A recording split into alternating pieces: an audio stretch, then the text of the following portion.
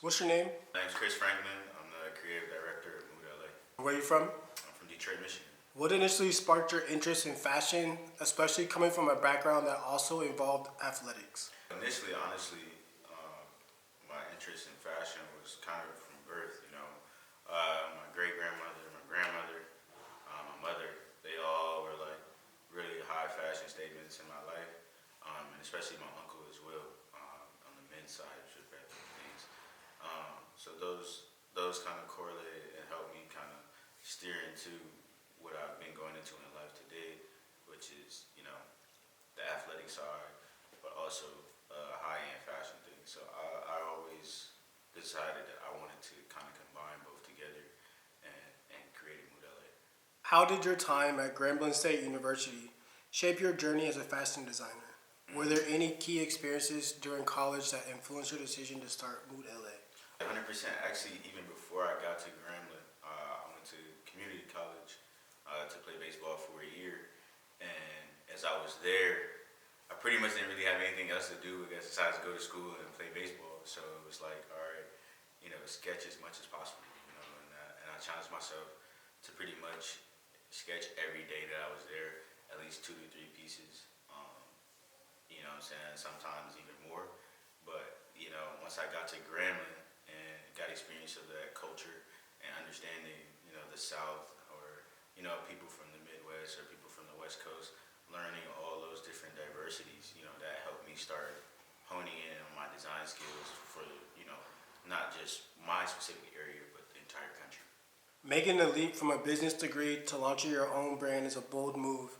What was the most challenging aspect of making that transition? I would say for sure, just number one, the confidence to even do it. I think a lot of creatives fall short because they're nervous or scared to fail. I believe my failures have given me the true blueprint to honestly have the success that I'm having and be able to create what I'm able to create now. So just getting over that fear of just starting and being able to,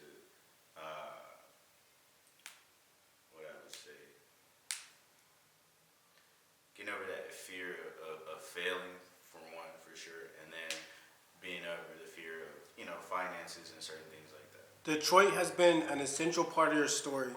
How would you say the city has influenced your design style and aesthetic? I definitely, had a big part on how I even start my process of designing, because Detroit is all about grit.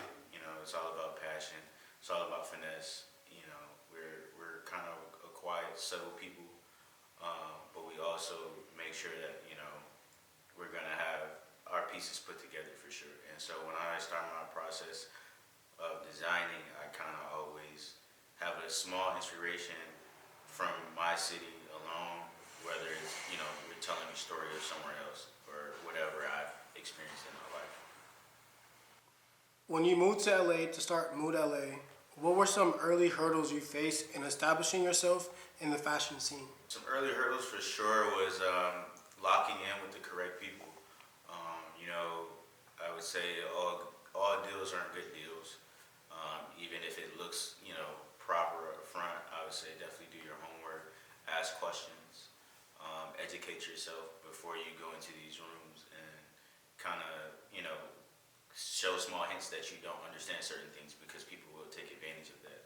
And I feel like, early on in my career, I wasn't properly educated how I am now, and I'm still learning today on certain things, but I feel like when you're educated more and you understand and you have the confidence to go in a certain room and speak certain things, people respect you more and they're less likely to take advantage of you.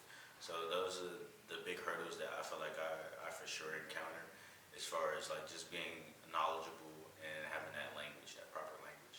How has your background in business helped you navigate the fashion industry, from managing operations to branding Mood LA?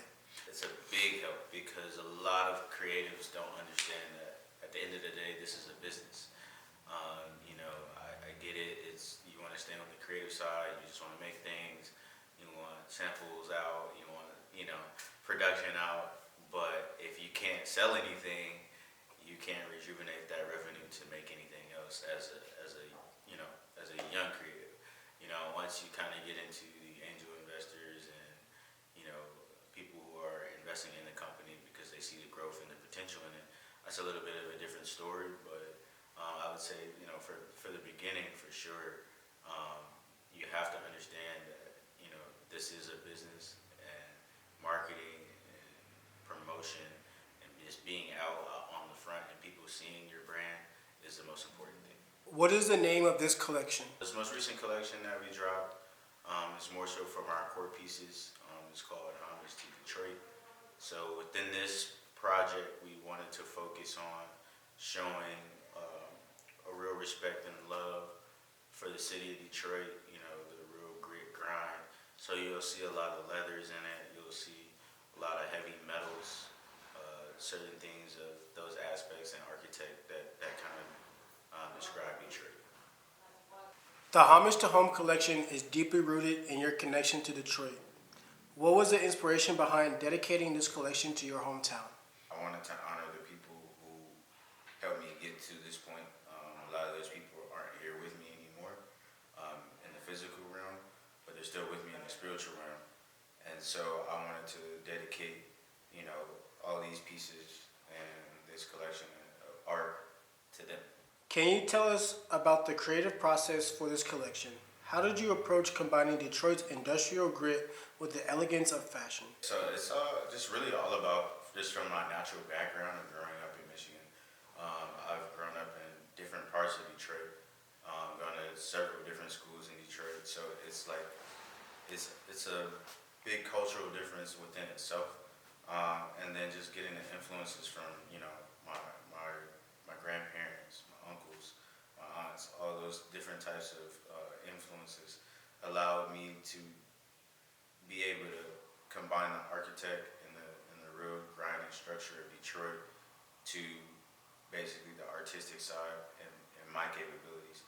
So putting those together was probably one of the most fun processes I've had in creating the collection. The color palette includes industrial tones with vibrant accents. What was your thought process in selecting these colors? Do they hold any specific meaning related to Detroit?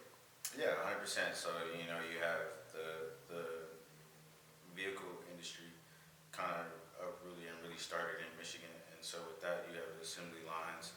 So it's kind of a utilitarian, uniform style with, obviously darker colors from just oil stains and grit and grime.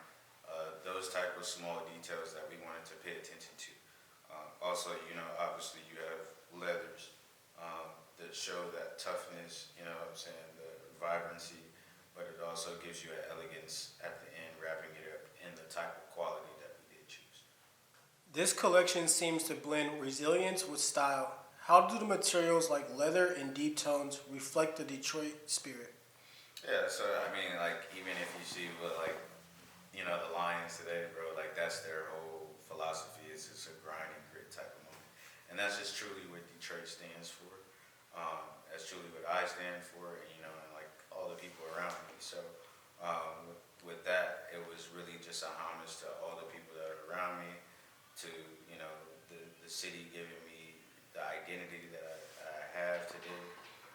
It was a real just beyond tribute as far as adding those types of fabrications into the garments to show hey, listen, this is where we're making this because Detroit has been grinding since the start of it. And that relation is we want you to keep these garments from the start to the time, and they're going to stand the test of time.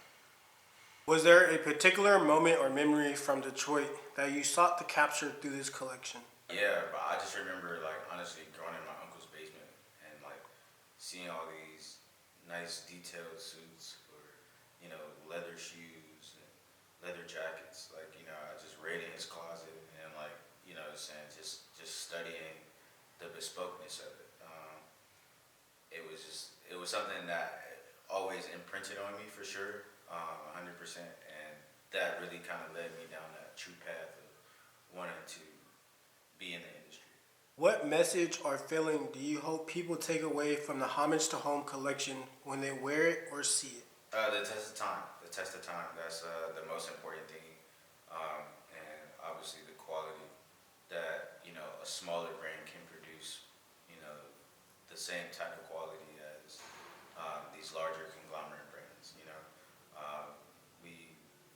want to stand for the people. We want to spread a message, you know what I'm saying, of happiness, of hope, of good morale.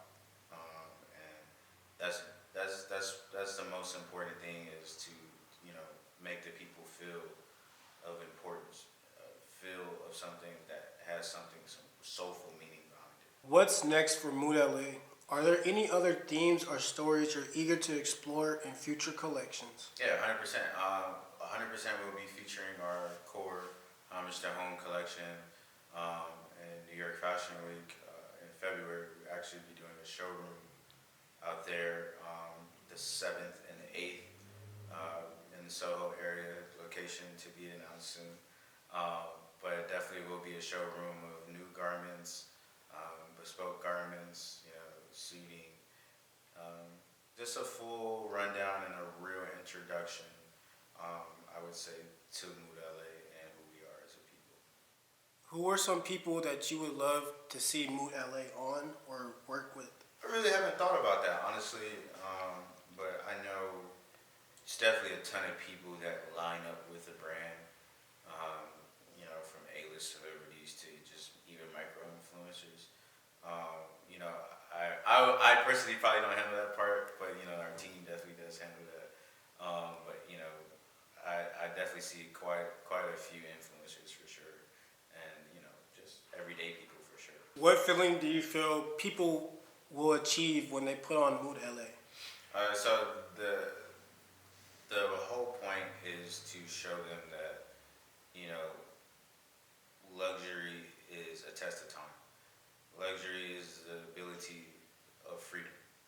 And so we wanted to combine that grit and freedom together, as far as in all of our garments that we, you know, that we make. And that's always a test to ourselves, as far as when we go into even any construction or idea or concept. And so that's what we want everybody who puts our pieces on the field, is that test of time and that freedom.